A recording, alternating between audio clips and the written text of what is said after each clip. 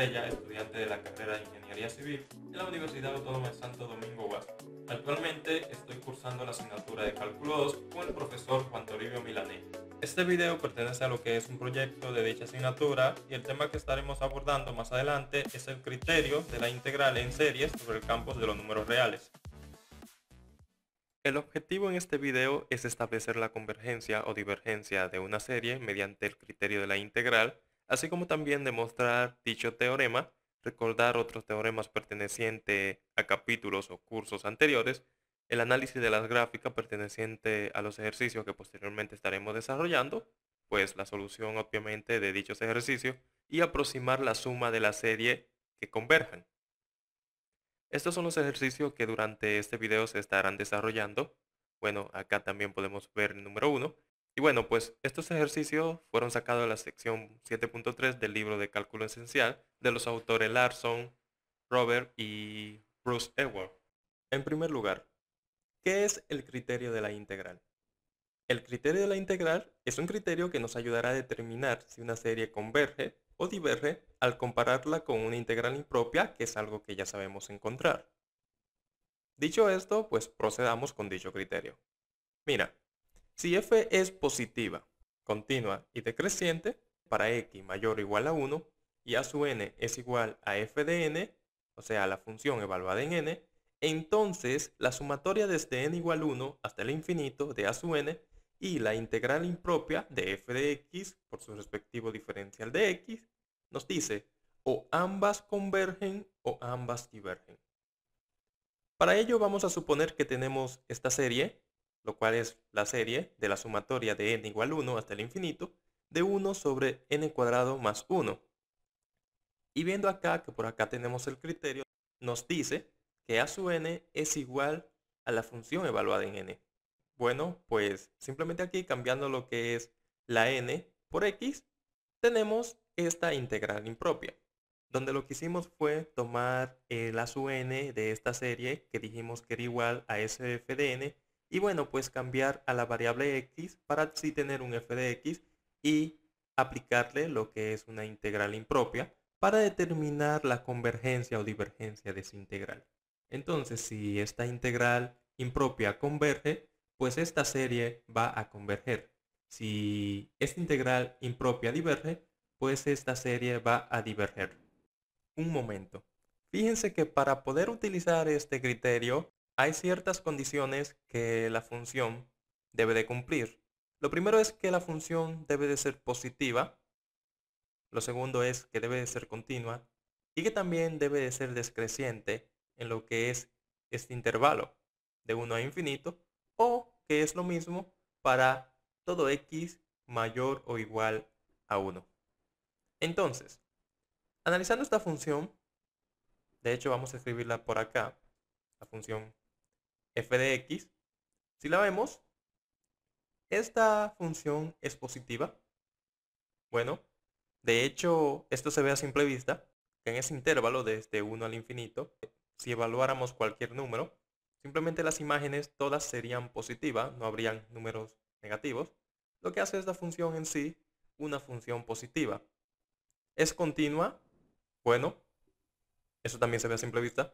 No vemos que en ningún lado esta función se indetermina, así que esta función es continua en todo ese intervalo, desde el 1 hasta esos números, pues 10.000, 100.000, 1.000.000, infinito.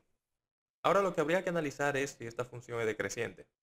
Bueno, vamos a recordar un criterio, de hecho un criterio que utilizamos mucho en cálculo 1, que es el criterio de la primera derivada para funciones decreciente y creciente, el cual establecía lo siguiente. Si la derivada evaluada en x es mayor que 0 para todo x en el intervalo abierto a, b, entonces f es creciente en el intervalo cerrado a, b. También nos dice que si la derivada evaluada en x es menor que 0 para todo x en el intervalo abierto a, b, f es decreciente, o sea, la función es decreciente en el intervalo cerrado a, b. Y bueno, aquí tenemos nuestra función f de x. Para derivarla simplemente lo que hice fue reescribirla de esta manera para utilizar regla de la cadena. Recuerden que cuando tenemos algo en el denominador y lo queremos subir al numerador, lo podemos hacer, pero tenemos que cambiarle el signo al exponente. Acá entonces, utilizando regla de la cadena, multipliqué ese menos 1 por un 1 que hay aquí delante y al exponente le resté 1, quedándonos de esta manera, y también lo multipliqué por la derivada del argumento. Entonces nuestra derivada nos quedó de la siguiente manera: menos 2x sobre x cuadrado más 1, y esto está al cuadrado.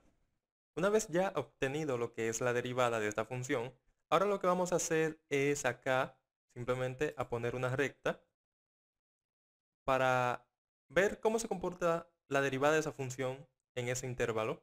O sea, cuando evaluemos x en lo que es el intervalo desde 1 al infinito, pero también vamos a analizar cómo se comporta por detrás. O sea, estamos hablando desde menos 1 hasta menos infinito. Para ello, simplemente aquí a modo de ejemplo, voy a tomar valores negativos y evaluarlo en la derivada de la función. Voy a tomar a menos 1, acá pueden ver, y lo evalúo en la derivada de la función. Sería menos 2 por menos 1, eso nos da 2 positivo. Y acá debajo sería menos 1 al cuadrado es 1, 1 más 1 es 2, y 2 al cuadrado es 4. Eso, entonces tenemos 2 cuartos, que es lo mismo que un medio, y podemos darnos cuenta que eso nos dio un medio. Pero acá no nos interesa el valor, nos interesa lo que es el signo de ese valor, de esa imagen que nos está dando al evaluar en la derivada de dicha función con números negativos.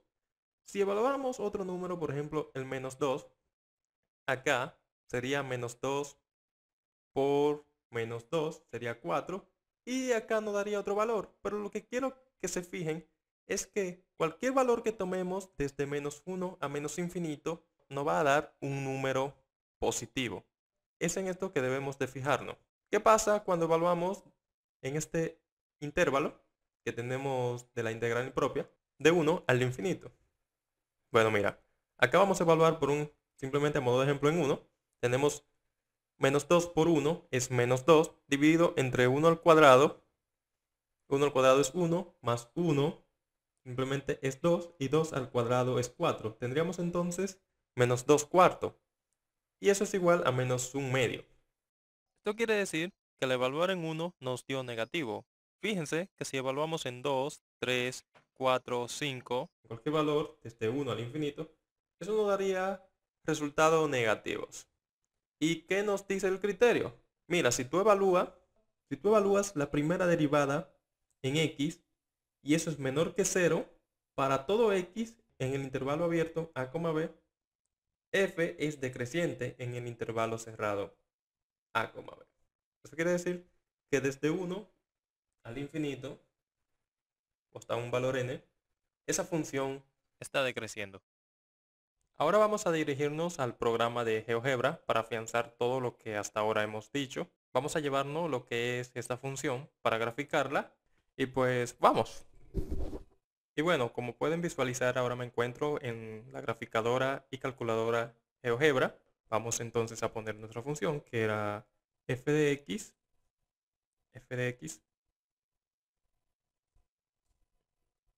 igual a 1 sobre x al cuadrado más 1, ¿no? Y bueno, como pueden visualizar, acá tenemos la gráfica de la función 1 sobre x cuadrado más 1. Entonces pueden ver que lo que nos interesa es analizarla desde el 1 al infinito. Efectivamente, vemos la gráfica, nos acercamos más. Desde el 1 hasta para acá, infinito, infinito, podríamos irnos al infinito, y nos daremos cuenta que esa función nunca toma, o sea, las imágenes de esa función nunca toman valores negativos. Se mantienen siempre por encima de lo que es este eje, el eje X. Eso quiere decir que esa función es positiva. Además de eso podemos ver que es decreciente, o sea, esa función decrece. Y también que es continua. No hay ningún tipo de salto. Y podríamos seguir así hasta el infinito. Y bueno, antes de continuar con el ejercicio que estábamos desarrollando, y como también le había dicho y como lo prometido es deuda, vamos a ver el por qué podemos utilizar lo que es este criterio, por qué funciona, mejor dicho, dicho criterio. Entonces, acá tengo estas dos gráficas. Podemos ver que representan una función f de x y vemos que si quisiéramos encontrar el área desde 1 hasta, vamos a decir, hasta n, simplemente sería la integral, ¿no? La integral de 1 a n de la función f de x. Pero ¿qué pasa también si quiero aproximar esa área? Bueno, si quiero aproximar esa área, no buscándolo por la integral, quiero hacerlo sumando estos rectángulos. Fíjense que si pongo rectángulos, n rectángulos hasta n, y acá, pues convenientemente vamos a decir que cada uno de estos rectángulos tiene como base igual 1. Este rectángulo tiene como base igual 1, este otro también, este también. Todos estos rectángulos tienen base 1. ¿Y por qué digo convenientemente? Pues fíjense, la altura de cada uno de estos rectángulos es nada más y nada menos que el valor de x evaluado en la función. Pueden darse cuenta que la altura de este rectángulo será 2 evaluado acá en la función, porque aquí es donde está tocando, ¿no? También será igual acá. Podemos ver 3 evaluado en la función será la altura de este lado. Y de este lado podemos ver entonces lo mismo. En este caso aquí sería 1 evaluado en la función. Sería la altura de ese rectángulo. Eso quiere decir que para obtener el área voy a necesitar la base, que es 1, y la altura, que ya dijimos que era el valor de x evaluado en la función. Fíjense también que de este lado en esta gráfica la función toca en el lado derecho de cada rectángulo, mientras que de este lado de esta otra gráfica la función toca en el lado izquierdo de cada rectángulo. También es evidente que la aproximación, si sumamos todos estos rectángulos, la aproximación de esta área bajo la curva va a ser menor. O sea, la aproximación va a ser menor al área real. Mientras que de este lado, si sumamos todos los rectángulos, el área va a ser mayor. Porque estos rectángulos no se limitan a quedarse bajo la curva, estos sobresalen. Entonces, debido a esto, podemos intuir que el área va a ser igual a una sumatoria, ¿no?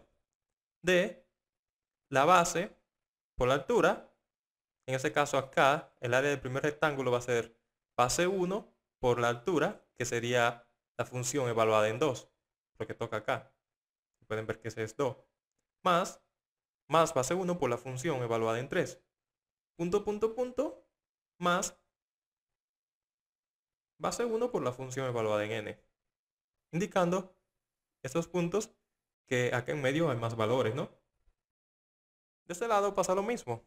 Fíjense que por la función evaluada en 1, más base 2 por la función evaluada en 2, más punto, punto, punto, base 1 por la función en este caso evaluada en n-1. Porque n sería acá, pero la función, podemos ver que la función no toca de este lado en el lado derecho, sino que toca en el lado izquierdo. Y como esta unidad, sería entonces restarle 1 para llegar a este punto. Entonces sería n-1. Eso quiere decir que simplemente la aproximación de este lado, de esta área, va a ser igual a la sumatoria desde i igual 2 hasta n de la función evaluada en i. Del otro lado, esta aproximación del área va a ser igual a la sumatoria de igual 1 hasta n-1 de esta función evaluada en i. Esto que tenemos acá lo podemos expresar de la siguiente manera. Lo escribimos como la enésima suma parcial menos la función evaluada en 1, porque si nos damos cuenta, aquí empezamos en 2. Podremos ver que tenemos la función evaluada en 2 más la función evaluada en 3 más punto, punto, punto, la función evaluada en n. Entonces habría que restarle lo que es la función evaluada en 1, pueden verlo, que es esta. De este lado pasaría algo similar, pero en lugar de restarle la función evaluada en 1, porque aquí podemos ver que comienza desde f1 más f2 punto, punto, punto hasta f de n menos 1. Pero aquí podemos ver que escribimos lo que es la enésima suma parcial Entonces habría que restarle ¿qué? Lo que nos está quedando, lo que no va. ¿Qué sería entonces la función evaluada en n? Pueden verla acá. Si se la restamos, entonces quedaríamos en este punto. Y podemos ver que también lo podemos escribir de la siguiente manera, como s su n menos 1. Entonces, ¿qué podemos analizar de todo lo que acá hemos pues escrito? Bueno, mira, si yo tengo esta sumatoria, la cual me representa la aproximación del área, que es menor al área real, que es el área que viene dada por la integral de 1 a n de f de x, y tengo esta otra, que es la sumatoria desde igual 1 hasta n menos 1, me representa la aproximación del área, pero mayor. O sea, esta área va a ser mayor al área real. ¿Qué quiere decir esto? Bueno, que el área real va a estar acotada entre esta que es la aproximación pero menor al área, esta que es la aproximación mayor al área, y esa que es el área real a la cual nos queremos aproximar. Entonces, como habíamos concluido que esta sumatoria es igual a esto y es igual a esto, pues entonces vamos a escribir que Sn menos f de 1 va a ser menor al área real, que está representada por la integral de 1 a n de la función f de x con su respectivo diferencial de x, y esta área real va a ser menor al área de esta sumatoria, que dijimos que también era igual a s sub n menos 1. Entonces tenemos lo siguiente.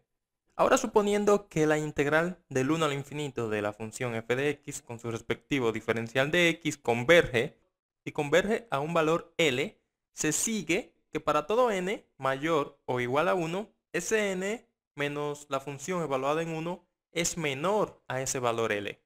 Eso lo podemos ver acá arriba. Simplemente que ahora estamos suponiendo que n es infinito. Y por consiguiente, que es lo mismo, otra manera de verlo, Sn es menor a L más la función evaluada en 1. ¿Qué estamos viendo acá? Acá podemos ver que esto es un valor. O sea, esto es un valor. Y esto es la suma parcial. Por lo que si esto es un valor y ese valor es mayor a la suma parcial, esto quiere decir que esto que está acá converge. Porque este valor es mayor a la suma parcial. Por consiguiente, esto tiene que converger. Ahora, ¿qué pasa si esta integral diverge? Estamos tomando esta integral del 1 y aquí estamos diciendo que n va al infinito. Y para que esta integral diverja, necesariamente tiene que ser infinito, porque nos estamos moviendo en el intervalo de 1 a infinito. Si esta integral diverge y estamos diciendo esa suma parcial de Sn menos 1 es mayor a infinito, pues entonces esa serie tiene que diverger. Y precisamente en esto se basa el criterio de la integral para poder establecer la convergencia o la divergencia de una serie. Claro, dicho de manera no formal. Bueno, ahora sí vamos a retomar el ejercicio, el primero que estábamos haciendo, que decíamos que íbamos a analizar la convergencia o divergencia de esta serie. Habíamos concluido que analizar esta serie era analizar esta integral impropia y que además de esto nos dimos cuenta que sí cumplía las condiciones, era positiva, continua y decreciente. Entonces, acá simplemente le pongo este caso particular de cuando analizamos una integral impropia con una constante en el límite inferior y en el límite superior el infinito. Recuerden que eso era igual al límite cuando b tiende a infinito de la integral de a a b de la función f de x con su respectivo diferencial de x. Bueno, pues vamos a aplicarle esto a nuestra integral y tenemos entonces el límite cuando b tiende a infinito de 1 a b de 1 sobre x cuadrado más 1 por su respectivo diferencial de x. Entonces, observando esta integral nos damos cuenta que básicamente es una integral inmediata. De hecho, acá tenemos la fórmula. Cuando tenemos la integral de du sobre u cuadrado más a cuadrado, eso va a ser igual simplemente a 1 sobre a por el arco tangente de u sobre a más c. Y mejor aún que tenemos que a es simplemente 1, porque así nos quedaría de la siguiente manera.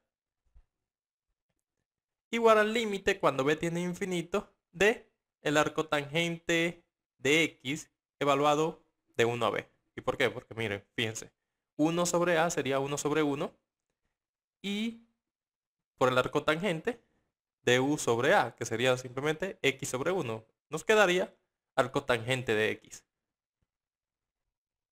Vamos a evaluar en estos límites ahora, que es 1 y b. Entonces tendríamos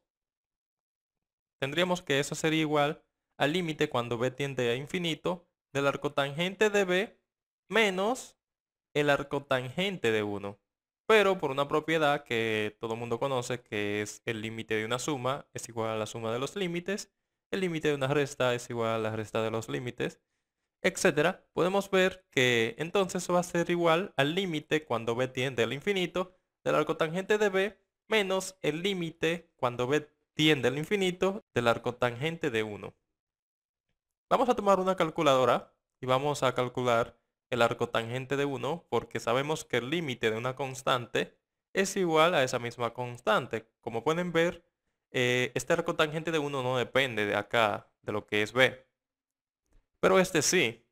¿Y qué pasa con el arco tangente cuando nos vamos al infinito? Vamos a ver cómo se comporta mediante la gráfica en GeoGebra. O sea, a qué valor tiende. Fíjense que acá tenemos la gráfica de lo que es el arco tangente de x, que es lo mismo que la tangente inversa de x. Y podemos ver que a menudo, mientras más nos vamos a la derecha, esta gráfica comienza a comportarse, o sea, comienza como a fijarse en un valor, ¿no? Entonces, eso quiere decir que ese límite, cuando b tiende al infinito, converge a un valor, porque se está fijando. O sea, miren la gráfica, se está fijando en un valor. Y si quisiéramos saber qué valor es, veamos, me voy a propiedades y le voy a dar acá donde dice unidad, esto en el eje Y, pi. Podemos darnos cuenta. Entonces me voy a regresar por acá, ¿no?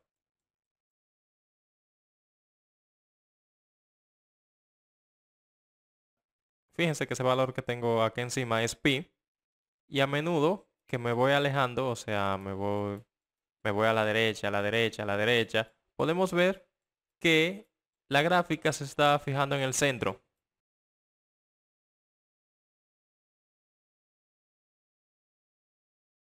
Mientras más nos vamos a la derecha, esa gráfica estará mucho más en el centro. Hasta llegar a un punto que si nos vamos al infinito, va a coincidir, como quien dice, ¿no? En lo que es ese centro. Y si acá tenemos pi y aquí 0, ¿qué hay entre medio de 0 y pi? Pues la mitad, pi medio. Entonces concluimos que el límite, cuando nos vamos al infinito del arco tangente, es pi medio. Entonces, como vimos que el límite, cuando b tiende al infinito del arco tangente de b, es igual a pi medio, pues vamos a proceder a ponerlo por acá. Recuerden que también, si calculamos el arco tangente, pueden ver el límite cuando b tiende a infinito del arco tangente, simplemente es el límite de la constante y el arco tangente de 1 es pi cuarto. Y pi medio menos pi cuarto es igual a pi cuarto. ¿Qué quiere decir esto? Bueno, mira, esa integral impropia que acabamos de calcular converge a un valor. Eso quiere decir que entonces esa serie que acabamos de analizar según el criterio de la integral también converge. Por todo lo que hemos analizado hasta ahora, converge la serie. Pero cuidado, no es que esa serie converja a pi cuarto. No, esta serie converge, eso es lo que me dice el criterio. Ahora, lo que vamos a hacer en este vídeo es aproximar la suma de la serie. Lo primero que vamos a hacer es a desarrollar todos los ejercicios, ver qué series convergen y cuáles no. Y a las que converjan, ya a lo último vamos a encontrarle o aproximarle la suma. Por ahora vamos a continuar con el desarrollo de los ejercicios. En este caso por acá podemos ver que tenemos el ejercicio número 2, que dice la sumatoria desde n igual 1 hasta el infinito del arco tangente de n sobre n cuadrado más 1. En primer lugar debemos de analizar si esa función es positiva, continua y decreciente. Para ello vamos a auxiliarnos de lo que es el programa nuevamente de GeoGebra. Simplemente me dirijo al programa y podemos ver rápidamente la gráfica de esa función que es la tangente inversa de x, o sea el arco tangente de x, entre x cuadrado más 1.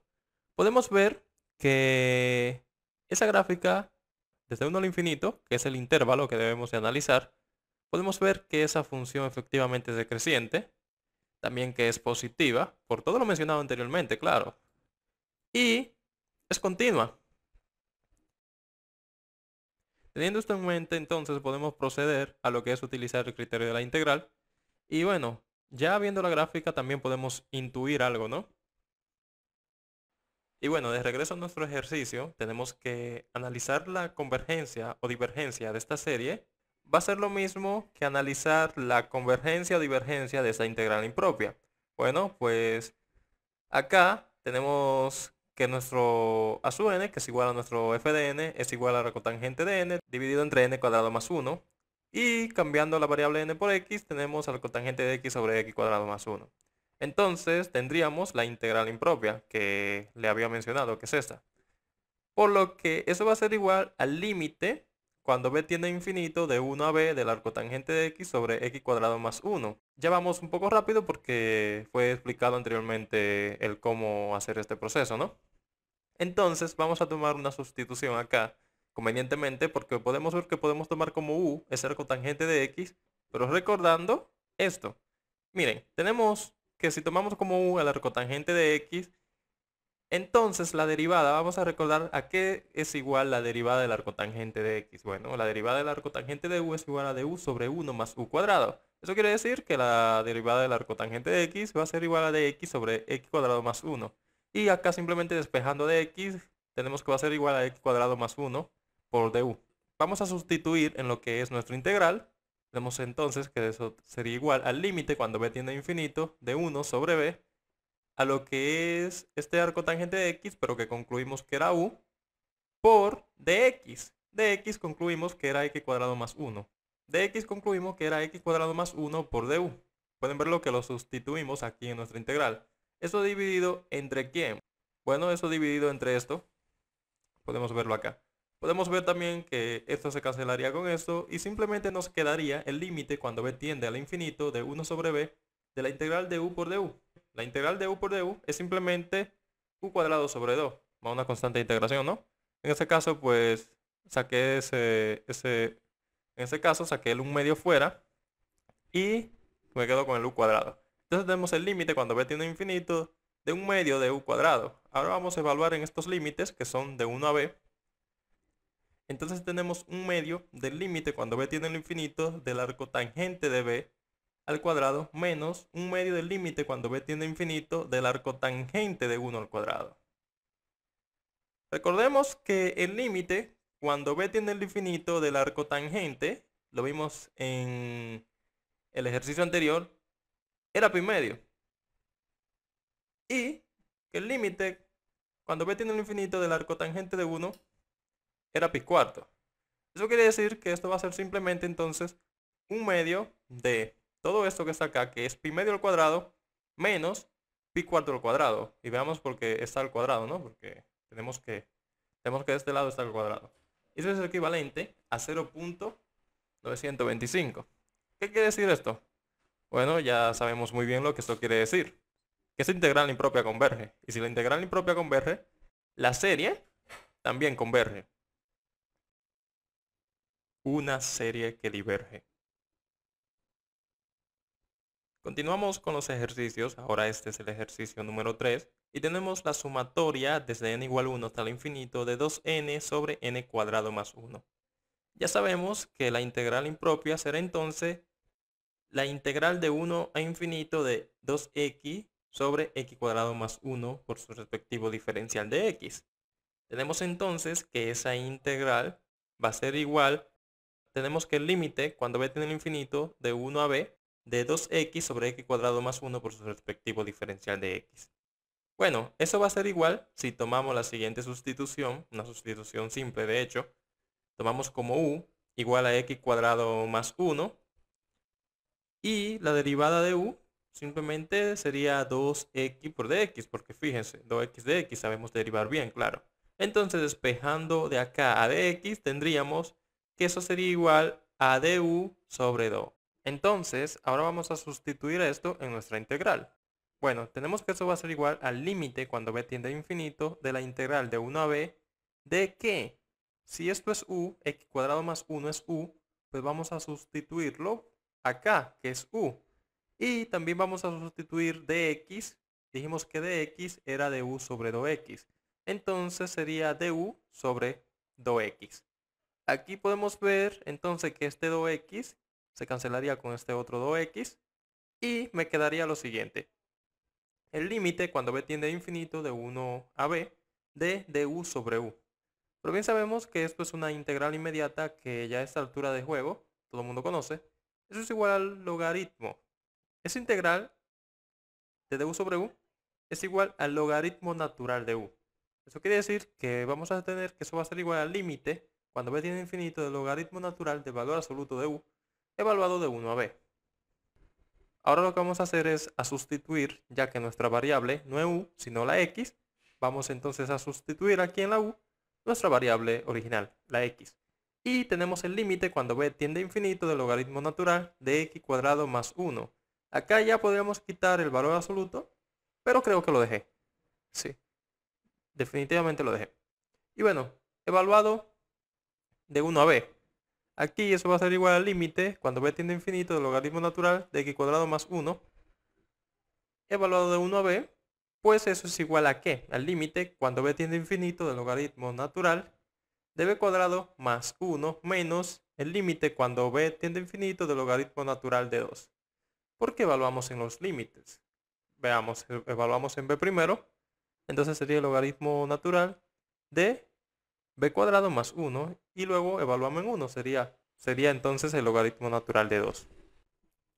Ahora fíjense que simplemente acá tenemos estos dos límites.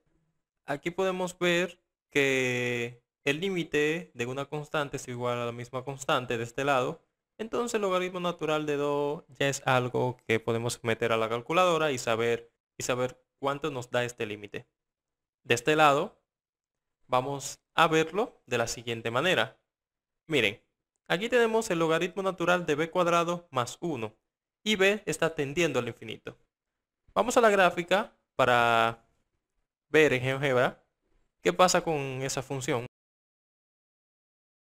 En primer lugar voy a graficar el logaritmo natural de x, así normal. Para verlo simplemente, podemos ver que esa función definitivamente ha de diverger. ¿Por qué? Bueno, porque tiende al infinito. A menudo que nos vayamos hacia positivo infinito, podemos ver que la gráfica tiende al infinito. O sea, esa gráfica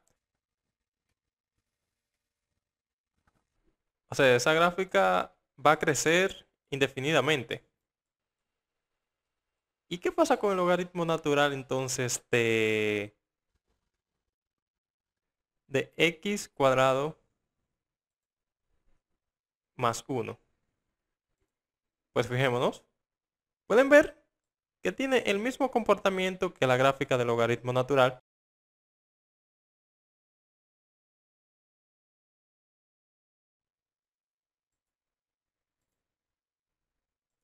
Ok. Entonces, ahora sí se puede ver bien. Ahora sí se aprecia bien que esta es la gráfica del logaritmo natural de x. Y esta de aquí arriba es la gráfica del logaritmo natural de x más 1. Podemos ver que tienen el mismo comportamiento cuando b. Es por eso que podemos concluir entonces que el límite cuando b tiende al infinito del logaritmo natural de x cuadrado más 1 pues diverge, porque crece indefinidamente al igual que lo hace el logaritmo natural de x cuando b tiende al infinito.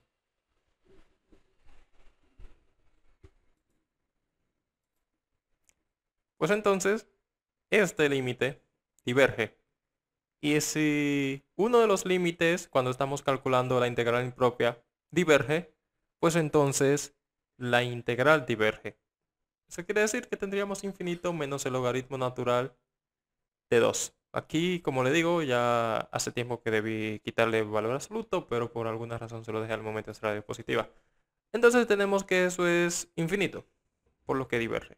Y tenemos la integral de 1 a infinito, y ya concluimos que eso es igual a infinito, que diverge. Por lo tanto, si la integral impropia divergió, la serie también diverge.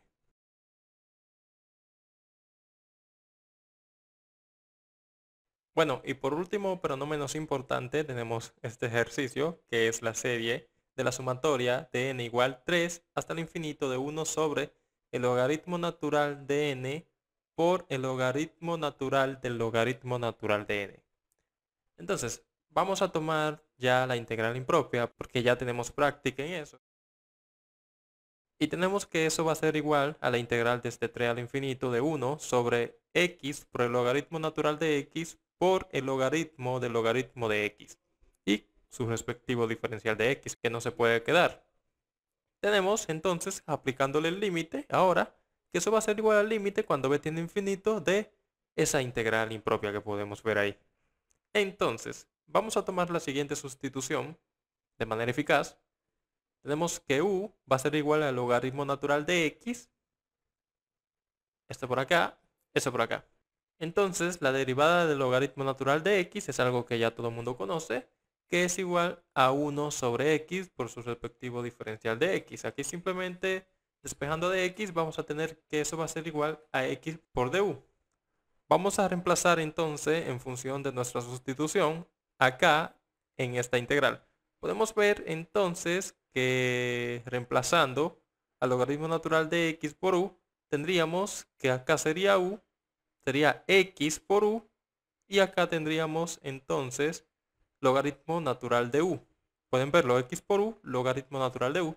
Y eso sobre dx. Pero ¿quién es dx ahora? X de u. Pueden verlo, x de u. Esta x del numerador se va con esta otra del denominador y nos quedaría lo siguiente, el límite cuando b tiende al infinito de 3 a b de du sobre u por el logaritmo natural de u. Acá vamos a aplicar otra sustitución conveniente. De hecho, vamos a decir que w es igual al logaritmo natural de u. Entonces tenemos que la derivada de w va a ser igual a 1 sobre u por du. Y despejando a du va a ser igual a u por dw. Bueno, y ya de por sí, aplicando la sustitución en nuestra integral en base a nuestra nueva variable w, tenemos que el límite cuando b tiende al infinito de la integral de 3 a b de u por w sobre u por w. Podemos ver que simplemente acá donde dice du lo cambiamos por lo que es igual, que es uw. Y acá donde dice u logaritmo natural de u, lo cambiamos por w. Aquí podemos ver que esa u se eliminaría con esta otra u y nos queda lo siguiente, que es el límite cuando b tiende a infinito de la integral de 3ab de w sobre w. Entonces, también tenemos que eso es igual al límite. Ya conocemos bastante esa integral, la integral de dw sobre w. Sabemos que es el logaritmo natural de w. Bueno, claro, aplicando el límite cuando b tiende al infinito del logaritmo natural de w evaluado de 1 a b. Eso va a ser igual entonces al límite cuando b tiende al infinito del logaritmo natural. Ahora vamos a sustituir lo que era w, lo cambiamos por lo que es igual de este lado. Vemos que w es igual al logaritmo natural de u. Pues lo cambiamos. Ahora esa u la cambiamos por lo que es el logaritmo natural de x. Quedando de este lado de la igualdad el límite cuando b tiende al infinito del logaritmo de x, evaluado de 1 a b. Bueno, ahora vamos a proceder a evaluar en estos límites. Eso va a ser igual al límite cuando b tiende al infinito del logaritmo de este primer límite, que es p, menos el límite cuando b tiende al infinito del logaritmo. Ahora bien, ya que tenemos estos dos límites, vamos a analizar este lado en primer lugar y para ello voy a invocar lo siguiente. Recuerda que si tenemos el límite cuando u tiende a b de una función f de u y eso es igual a l, y tenemos el límite cuando x tiende a de una función g de x y eso es igual a b, y f de x es continuo en x igual b, entonces el límite cuando x tiende a de la función compuesta es igual a l. Prácticamente, ¿qué nos quiere decir esto? Pues fíjate, imagínate que el límite cuando b tiende al infinito, el límite cuando u tiende a b, de una función f de u, o sea, del logaritmo natural de b, es igual a l, o sea, es igual a infinito. Y el límite cuando x tiende a a y el límite cuando x tiende a, o sea, cuando b tiende al infinito, de una función g de x, que sería este logaritmo natural de aquí fuera, es igual a b, o sea, es igual a infinito. Está pasando que este límite de acá afuera es igual a lo que tiende este límite de acá adentro. Y además de eso, que f de x sea continuo en x igual b, entonces esto te dice que el límite de la función compuesta, que es esta, es igual a l. Y bueno, pues sería como hacer lo mismo con esta, ¿no? Sería como lo que pasa con la regla de la cadena, que de hecho así también se le llama a esto. Y teniendo en cuenta esto, podemos decir que el límite cuando b tiende al infinito del logaritmo natural de u es igual a infinito. El límite de cuando b tiende a infinito del logaritmo natural del logaritmo natural del logaritmo natural de b es igual a infinito. Y recuerden, ¿qué pasa cuando uno de los límites diverge? Bueno, no habría que analizar el otro caso. Simplemente ya podemos concluir que la integral diverge. Y si la integral diverge, pues la serie también diverge. Entonces, anteriormente habíamos dicho que íbamos a aproximar la suma de las series que convergieran. El criterio de la integral postula lo siguiente, que dice que 0 es menor que r sub n, menor que la integral impropia. Bueno, vamos a pensar de la siguiente manera. Tenemos que la suma va a ser igual a la sumatoria desde n igual 1 hasta n de un x sub n, más la sumatoria desde n igual a n más 1 hasta el infinito de x sub n. ¿Qué quiere decir esto? Mira, si tú tienes la enésima suma parcial hasta un n, lo que falta es un residuo que tú le vas a sumar para que sea la suma. Esto quiere decir entonces que esto va a ser un residuo sub n. Tenemos entonces que la suma va a ser igual a esa enésima suma parcial más ese residuo sub n. Y podemos decir que ese residuo sub n va a ser igual a esa suma parcial menos, y podemos decir que ese residuo sub n va a ser igual a esa suma menos la enésima suma parcial. Por consiguiente, podemos aplicarlo de esta manera. Tenemos que esto es lo que nos da el criterio de la integral. Y podemos sustituir ese residuo sub n, que ahora es esa suma menos esa enésima suma parcial, y sustituirla acá.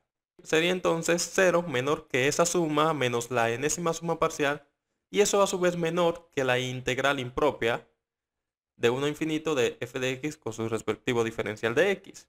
Podemos ahora sumar esa enésima suma parcial a todos los lados de esa desigualdad y tendríamos lo siguiente, que es s sub n va a ser menor que la suma, y eso a su vez menor que la enésima suma parcial más la integral impropia.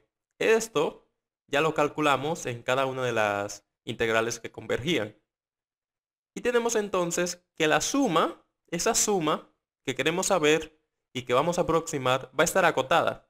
Va a estar acotada entre la enésima suma parcial y la enésima suma parcial más esa integral impropia que ya conocemos. Por consiguiente, podemos decir esto. Mira, vamos a tomar como n igual 100 para la aproximación, pero mientras más grande sea ese n, mejor será la aproximación. En este caso, simplemente para aproximar, vamos a tomar en ambos casos que n va a valer 100.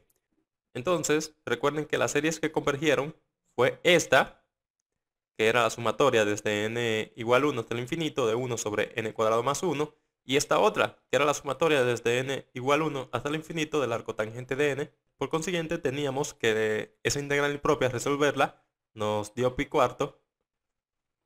Esta suma parcial desde n igual 1 hasta 100 nos dio 1.0667. Eso lo comprobamos en el programa de AlphaWolfram, que rápidamente le voy prácticamente a enseñar más o menos qué fue lo que hicimos.